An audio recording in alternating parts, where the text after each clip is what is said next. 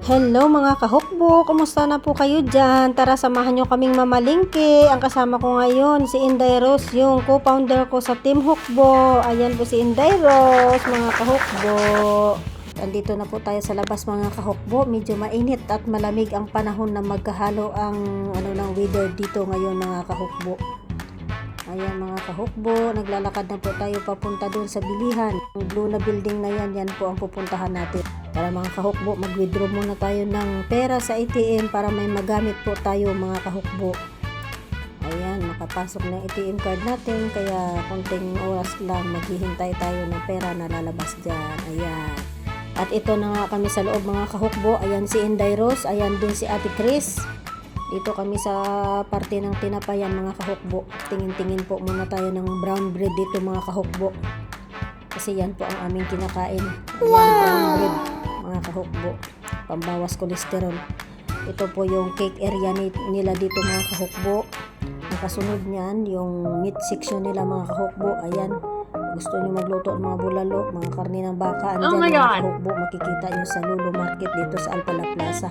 Siyempre, kompleto yan, may mga manok yan, ayan, mga frozen nga lang mga kahukbo. At ang aming pong pinunta dito, siyempre, hinahanap namin na isda. Ito, mga tuyo na ito mga kahukbo. Maraming tuyo dito mga kahukbo sa Alim. Ayan, ang tuna, kahukbo.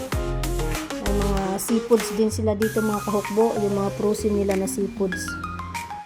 Habang nagtingin-tingin kami ng mga bibilhin namin mga kahukbo, ayan, nag-hi-hi si Ate Chris, saka si Inday Rose, nag-hi din. Andito na po tayo sa fish section mga kahukbo. Naku, ayun, may malaking pating. Ayan mga kahukbo, ang fresh ng mga isda nila dahil umagang-umaga, maraming bagong isda, mga hindi pa pinilihan mga kahukbo.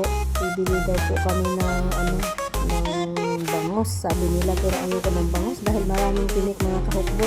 Kaya ito, nag-ikot kami ni Inday Rose, bibili kami ng isda. Hindi ko lang po alam kung ano yung pangalan ng isda na binili ni Inday Rose. Ayan mga kahukbo, mag-gloves muna tayo mga kahukbo kasi malansa po yung isda at wala po tayong mapaghugasan ng kamay natin agad. Bigay na natin kay kuya. Ayan na, nakapili na kami Inday, mga malulusog at matataba ang mga isda mga kahukbo. Ayan, humirit si Inday, sabi niya dagdagan pa daw yan at ipapahiwa na daw yan mga kahukbo.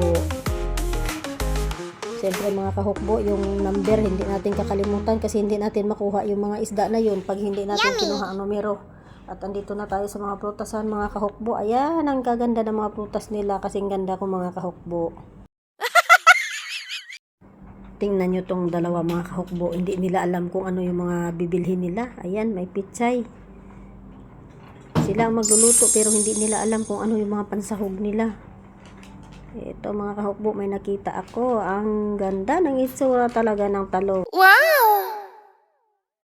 Ikot-ikot ako mga kahukbo habang naghahanap sila ng mga pansahog nila mga kahukbo. Ayan, dito ako sa prutasan mga kahukbo. Ang sasarap ng mga prutas dito mga kahukbo. Basta may pera ka lang, maraming masarap dito. At ito mga kahukbo, nakita ako lemon mga kahukbo. Ayan, kamates. Nakakita na si ate ng hinahanap niya, yung saging na saba mga kahukbo.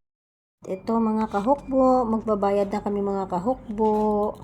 Uwi na kami sa bahay para makapagluto. Pero bago kami umuwi sa bahay, ito yung dalawa kong kasama. Gusto talaga nilang mag-hi. Ayan sila. Thank you for watching.